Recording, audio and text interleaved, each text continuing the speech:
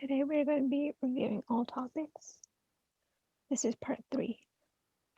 First, these are the content, the graphing of to solve systems of equation, tables to solve system of equations, simplifying radicals, and simplifying radicals with variables. First, we're going to learn how to graph to solve systems of equations.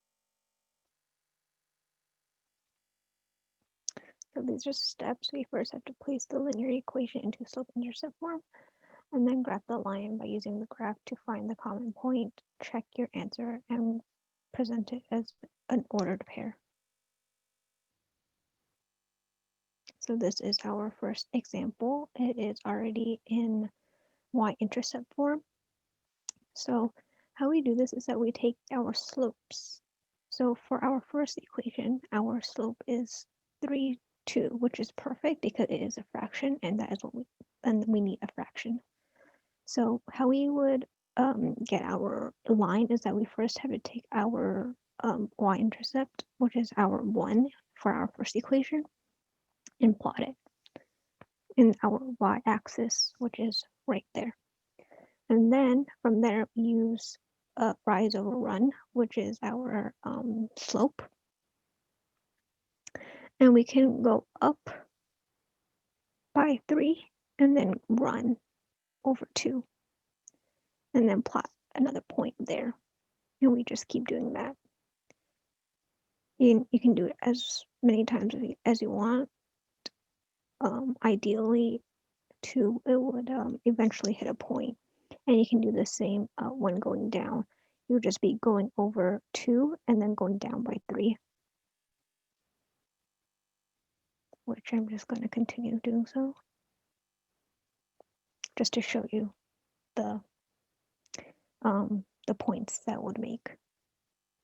And this would be our linear line.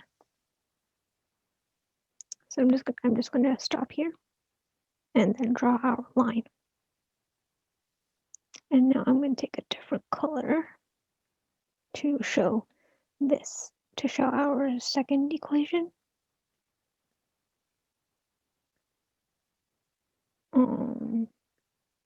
And in this case, this is our slope. Remember that there's an invisible 1, but we turn it into a fraction by just adding a 1, which is as simple. And then we plot. Again, we plot our y-intercept first, which is our 6 in this case. Right there, at the blue dot. And then this is like run over, but this is like run 2 over 1. This can also be seen as 1 over 1. The negative in this case doesn't really matter. So run over 1, then go down by 1, run down, and we see that it already hit a point in our red line. And you can just continue doing it if you want a longer line. It doesn't really matter, but this is our point. So therefore, our answer would be 2, 4. So that is how you find your point in a graph. Next. So this is your turn. Remember, you notice how these aren't like in y-intercept form and y doesn't equal anything. To combat that, I'm just going to use this equation and solve it for you guys. So we're going to put it into y-intercept form, which is 4y equals negative 8x plus 16, because we transposed the 8 the other side. And then what we're going to do is divide 4 to get y alone. So this would be negative 8 divided by negative 4 will give us 2x. And then, wait, this is supposed to be 16. 16 divided by negative 4 would be negative 4. And this is what you would use to graph and do that to all of these 3 as well. That's just a reminder. And now we're going to go on to doing tables to solve equations. Okay, so for the tables, we have a graphing calculator. I personally use a TI-84, but a TI-83 works as well. You enter the equations by pressing y equals to, and then you plug in your equation, you graph it, and it shows you a graph. In order to get to the table, you would press second graph, which gives you the table, and you are able to see which one has the same x and y. Okay, so let's try this out. Okay, so here we have our two equations. Can you still see my screen if I do this? Yes. Okay. So I'm using an online calculator. You just press TI-84 online or calculator online, and then you should press this one, best graphing calculator online. You press graphing calculator in blue, and here you're able to plug into your equations. So right here we have 4x minus 3. So plug in 4x minus 3, plot graph. Here's our graph. You can see the points here on the line. And then we want to press table, create table. So here's our table for the first equation. You would do the same thing for the second equation, which is this. So here we want to compare the two tables to see which one has the same x value and the y value. So as I'm looking through, I see here has x3, y equals to 9.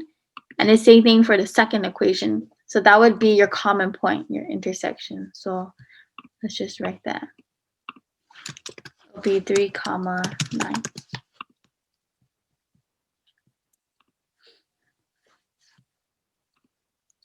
Try the same thing with this. It's pretty easy. If you have the actual calculator, like I said, just press y equals to enter the equations. Then you press second graph, which gives you the table. And then you just scroll through and find your solution, which one has the same x and y for both equations, x and y.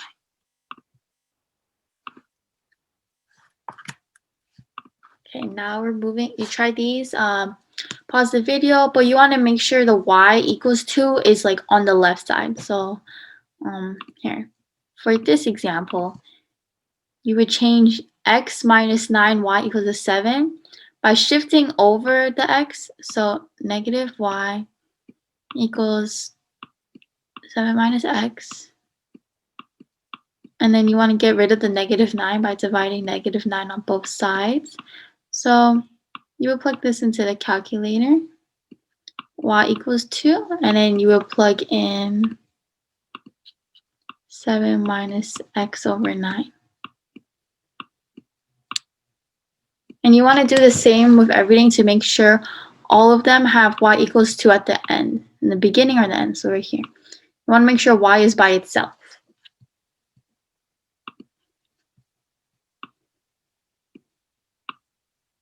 So for these equations, you're going to have to shift them over by doing this. Next is Caitlin's going to introduce this topic again. So we are going to be relearning how to simplify radicals. First, we have to find our prime factorization of the number inside the radical, determine the index of the radical. In this case, the index of the radical is 2 because of the square root, which means that there are two kinds. So this is like a table of all the square roots. 9, like I'll just take this one as an example. 9 with the exponent 2 just means 9 times 9 will give you 81. So this is like our the number that we're gonna be using, I guess, our like answer. Next. So this is our first example. So 10, the factor of 10, 100 would be 10. Why? Is because this is our square root, but some cases that it's not as simple as this. This can't be square rooted that simply. So we have to find two numbers that can equal to 45. In this case, it would be 9 and 5, and we have to put square root the radical sign over it. 9 can be simplified further into because it has a square root of 3. So now 3, you don't need to put a radical sign. So 3 would be on the outside of the radical sign, but you can't square root 5 anymore. So you, radical 5 would be on the inside, and this would be your final answer. These are some of your practice problems. And now we're going to move on to simplifying radicals and variables with Ivy. So now that we learn how to simplify radicals, we're going to try it with variables. So it's actually the same thing. So let's go with the first example. So here we have radical 70. Let's rewrite it. We have radical 75 x to the third power. So first we want to do what Caitlin did initially. You want to see if you could separate 75 into a square number. So right off the bat, we can see 3 times 25 gives you 75. And 25 is actually 5 squared. So you want to put that outside of the radical. And same thing with x. So since it's like an invisible 2 here, you want to make sure there's 2 of 2. So right here, we have to group these in 2. So we have one group. So we will take out that one group and put it outside the radical. Now we can't forget the 3 over here, so we have to put the 3 inside the radical since it can't be squared. I mean, square rooted, and then we have to put out the x here. So this would be your final answer. Let's try out the second example. So let's rewrite this to make it easier. We have 8x to the third power. So we'll do the same thing. So if the 8, 4 times 2 gives you 8. 2 squared gives you 4, so you could put out a 2 outside the radical. Now we're not done yet. We'll do the same thing with the x's. Remember, there's invisible 2 over here, so you want to group it into 2's. Over here we have one group, same as before, so it's 2x radical. We can't forget the 2 here, so the 2, and then the x left over is inside. So your final answer would be 2x radical 2x.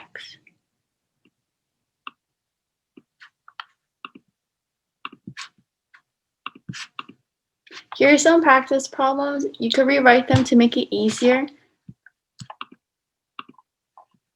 And that's all for today. So if you want us to post review online, you can comment that underneath the Google Classroom videos that we post after every lesson.